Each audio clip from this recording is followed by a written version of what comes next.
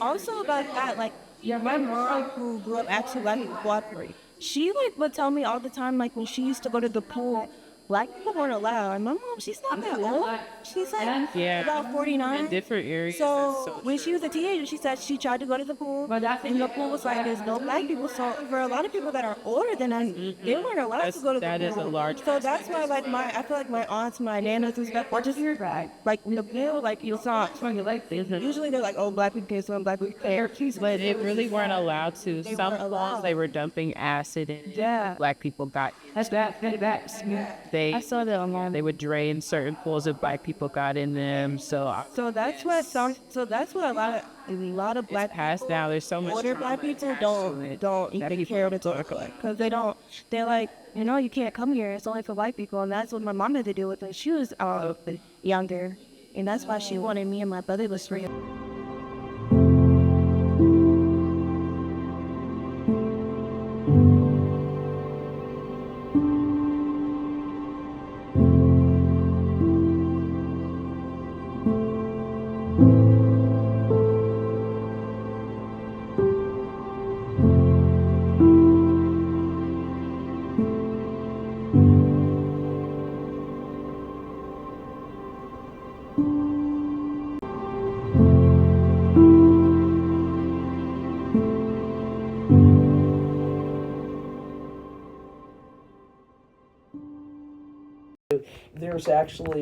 There's actually a book called Contested Waters, and it looks at the history of swimming pools, and there's a few chapters in there that specifically addresses segregation, but something that is not a well-known fact is that backyard swimming pools, the popularity of backyard swimming pools came as a result of, as desegregation was being emphasized, that white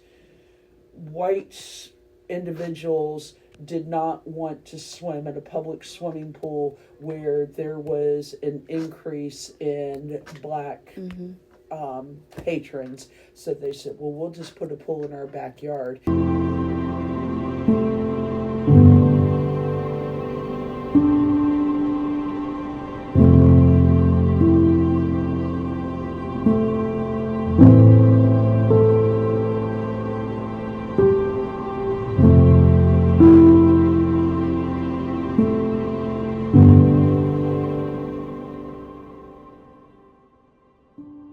Same thing when desegregation was taking place. Okay, yeah, we'll have a pool for you, but the pool will not be well taken care of, or the pool won't have the same amenities as what you see in the predominantly white neighborhoods.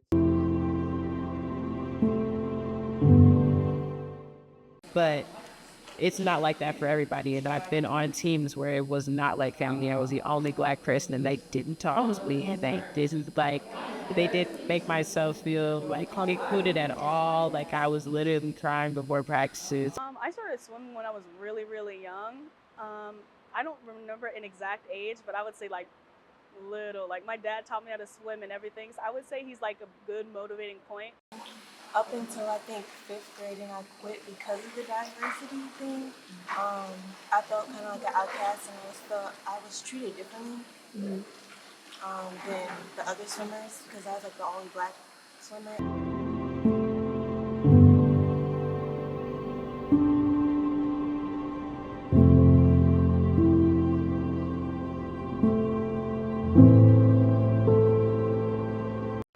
I think because it's how you were raised. Like if your parents are scared of the water, you're more likely to be scared of the water. But I also think it can contradict where my mom, terrified of the water, yet she has 3 like kids that swim or have done like competitive swimming. So she wanted that to be different from what she like grew up with. So she taught us how to swim because she didn't want us to be afraid of the water and have that safety features. But I also think that some parents don't think that way. And they're like, I don't want you anywhere near the water because they've been traumatized in their past and they don't want that to happen to their children or any of that sort. So And unfortunately, I think it's just like the lack of education.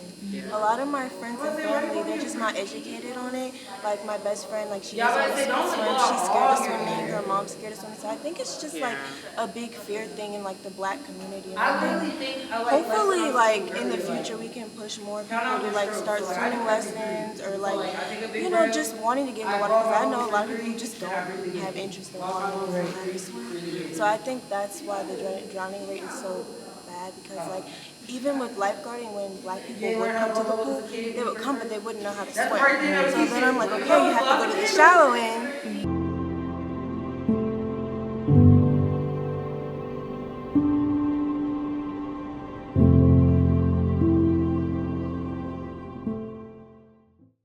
So we deal with that every summer, especially with our kindergarten and first grade parents, because you know, if most of them have never learned to swim, so they have a level of fear of water. And then we're saying that we're gonna have swim lessons 2 to 3 times a week, and they're like, well, can my child just sit out? And I was like, no, we're here to help, and that's the point, that we don't want your child to have that same similar fear that you have as a, you know, as an adult.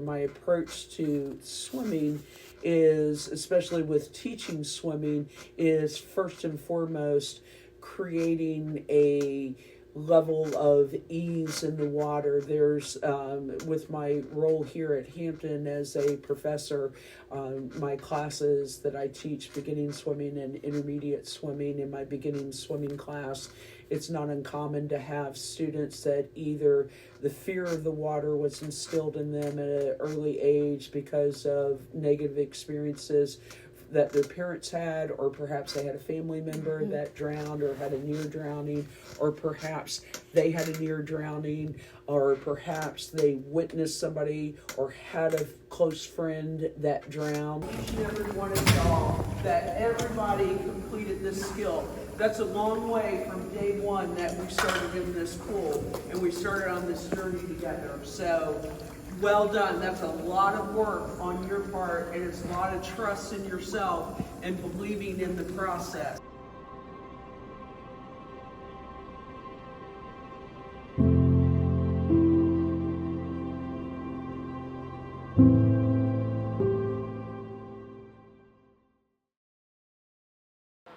Some don't even, like some don't have a community pool, as in like in the summer, like they don't have a summer swim team or a summer pool, like in general. So the next closest thing is a YMCA, and then you have to get a YMCA membership, and then you have to pay for lessons at the YMCA. So I can understand like there's a lot of money, and not everyone has access to like that type of money to give their child that. Okay, so our program is totally free to our parents outside of a $25 registration fee. But that's not a hindrance. If the parents say they don't have the $25 registration fee, then we waive the fee and they can still come into our program. And so outside of our basic summer program, we have partnered with the Y to offer like almost zero cost of YMCA membership through the Open Doors program, and then we help to offset the cost if they want to do any type of additional swim lessons outside of what we offer them in our program. And the affordability of it all, because swimming is also very expensive. So that's what I've been in school for. I'm an entrepreneurship major, like I said before. So my focus has been my nonprofit building aquatic facilities in Black communities to teach people how to swim. I also like want to make, I have my business registered to make swim competitive swimwear.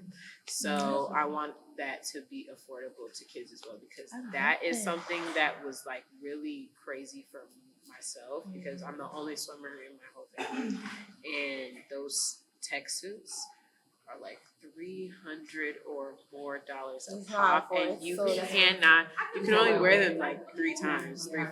Economic as well, because as we stated earlier, it is a cost attached to swimming, swim lessons, and things of that nature. So when there's so many competing priorities in the family and it's limited funds, recreation will always be something that's on the back burner. It's a lot of camps and there's a lot of things out here. Free football, basketball camps, soccer camps. All of those types of things are free or low cost or can be subsidized. But when you think about it, it's not a lot of swim things that are at that same level and people have that same access.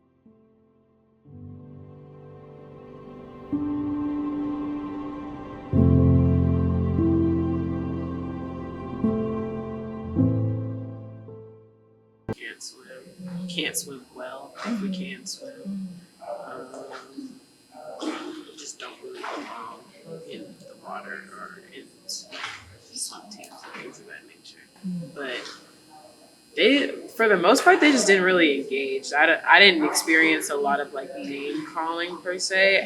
People wouldn't speak to me. People would just kind of stare and like be like, "What are you Be doing surprised, like, here?" oh, you Yeah, got like, to "What are you swim?" doing here?" Yeah. Oh my gosh, you can swim? Yeah. Like, sorry. Like, I would say people are surprised that I'm in like a water sport. I wouldn't think it's because of my race at first, because I wouldn't say a lot of people know how to swim in general. But if you think about it more, it's like, yeah. Hard conversation, and it's not necessarily that it's a hard conversation, and maybe for whatever reason, and I speak very freely as a white person, and I've been at Hampton for 21 years, so my understanding and my learning is pretty wide open, and have certainly done the research, if you will, that these conversations need to be had, to look at the history and look at what that impact was and say, we together need to work together to make a change. And we are. USA Swimming has a diversity specialist and USA Swimming has grants to diversify competitive swimming. Awesome. And so it's the same thing with outreach with swimming lessons and having community centers that have swimming pools that are equal.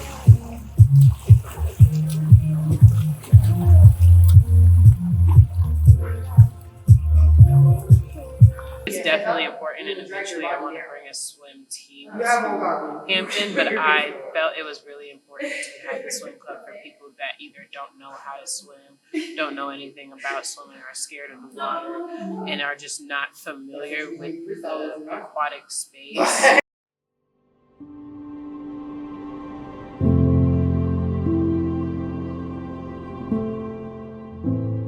Knowing that what we are doing as a triathlon team at Hampton University is so special.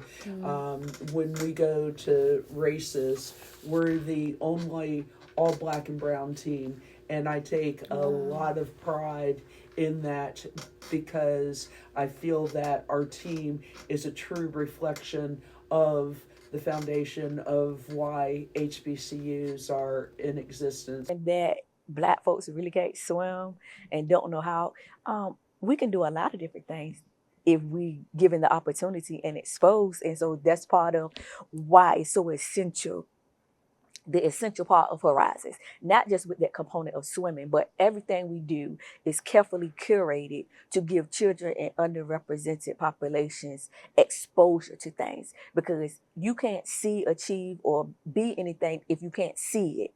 You have to be able to see yourself in it. And so that's why, like now, working very hard because majority of our students are students of color, to get guest speakers and to get people that we have vendors or relationships with to represent that diversity. Because if you only see one type of person doing these types of things, then you as a child may automatically assume, oh, that's only for them and it's not for me. No, that's for you if you want it to be for you.